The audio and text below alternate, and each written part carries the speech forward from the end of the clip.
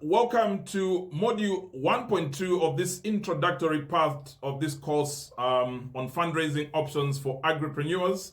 Like we earlier indicated, this is a course that is actually applicable to all SMEs, but has been curated in the context of agripreneurship. So in this sub-module 1.2, I basically begin to introduce myself as the chef for this course. I think it's just right that I provide the credentials that I bring to the table for this course. Starting with my academic qualifications, I am a certified chartered accountant, ACCA, which is the Association of Chartered Certified Accountants. And I did qualify in this qualification way over 20 years ago.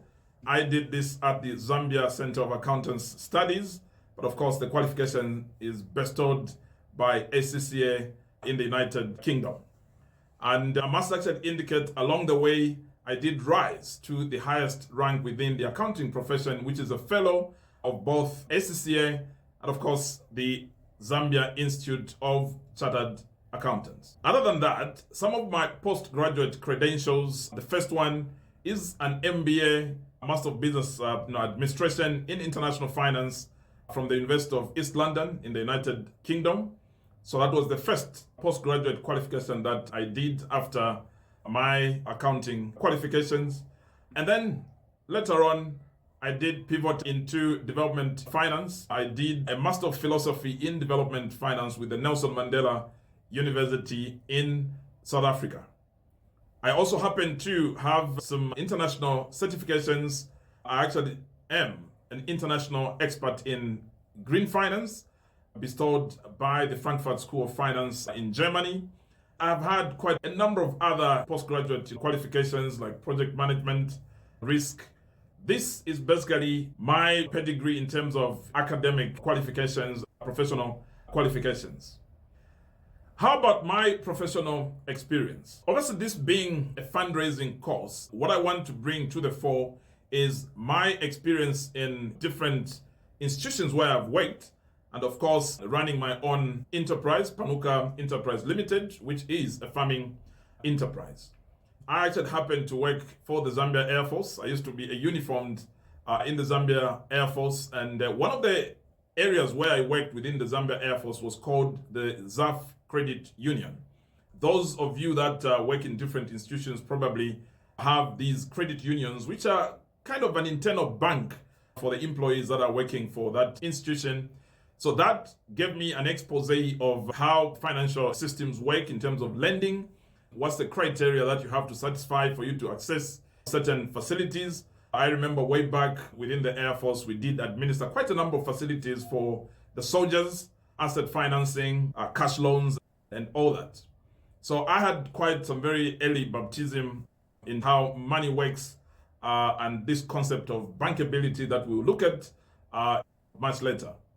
And then afterwards, I went into corporate finance in a local bank in Zambia.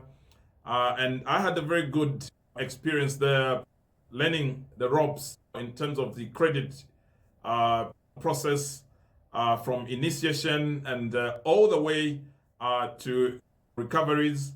So I had quite a very good expose to different kind of financing that a commercial banking enterprise offers, from pure loans, asset financing, overdrafts, working capital facilities, and all that. And these are some of the things that we'll also be talking about much later in this course. And then after that, I did now move into the development sector. And my first destination was a government institution called the National AIDS Council, which was an entity that was a recipient of multiple donor funding. And that actually gave me a very good experience in how you manage donor resources. What are the conditionalities when you are accessing money, and also the responsibility towards accountability. So I really got quite very good exposure in how grant management really works from a recipient perspective. Then along the way, I then moved to the other side of the donor community, which is being a donor, if you like. I became the financial controller of the Swedish embassy in Zambia. And we were providing quite a lot of resources to the government, health sector, different other sectors. And that, again, gave me a different view of how donor funding really works, including impact investment. And we'll talk about what that entails in terms of impact investment, the criteria and all that. We've got a dedicated module for that. So that was very good exposure, and that's what I'm bringing to the table, the experiences that I picked up working as financial controller for Swedish SIDA. And then later on, again, gravitated to being a recipient of donor money. I became Director of Finance and Administration for an entity called the Indaba Agriculture Policy Research Institute, which is quite a premier agriculture research institute in Zambia. And I was in that position for 5 years. Gave me very good exposure from being a donor to a donee, if you like, a recipient of donor money. So after a solid 5 years, then joined the United Nations Development Program, UNDP, which kind of plays dual roles. UNDP is a UN entity that receives money from other agencies to administer, oversee, finances quite a lot of different developmental projects. So the exposure that I had working for the United Nations Development Program gave me a very good expose, especially when it comes to issues around grants and impact investment. So that is basically my practical appreciation of the funding landscape. And to top it all, then in my own farming enterprise, I've had to also raise money other than being an employee, getting exposed to the different ways of how the financing landscape really operates. But this time, I now had to actually be the one to raise money as the CEO of Panuka Enterprise Limited. And I've been lucky to get exposed to different kinds of financing for our own agricultural enterprise. Impact investment, got some money from World Bank through a local project within Zambia. I've had to raise money also from the banking sector.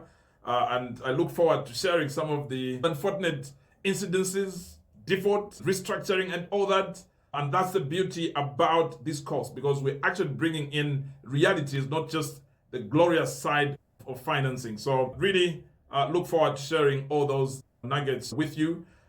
And of course, I remember also when COVID hit, I had again an experience of raising impact investment on some COVID facility that really helped us to stay afloat as a farming enterprise. And of course, exposure to overdrafts, working capital facilities, and all that. So you can actually see that academically, I tick the box, being in the finance realm. And of course, professionally, I have actually been working in the money industry, different kinds of money, from loans, microfinance, donor, impact investment, and all that. And that's the juicy stuff that we're actually bringing to the fore in this course. So in the next module, we now begin to unpack this, which is 1.3, where I will look at why do agricultural entrepreneurs need to fundraise. And like I earlier indicated, that's a question that we can actually also ask for other SMEs. This is a course that any other SME can actually use, except it's been curated in the context of agripreneurship. So shortly in module 1.3. Bye.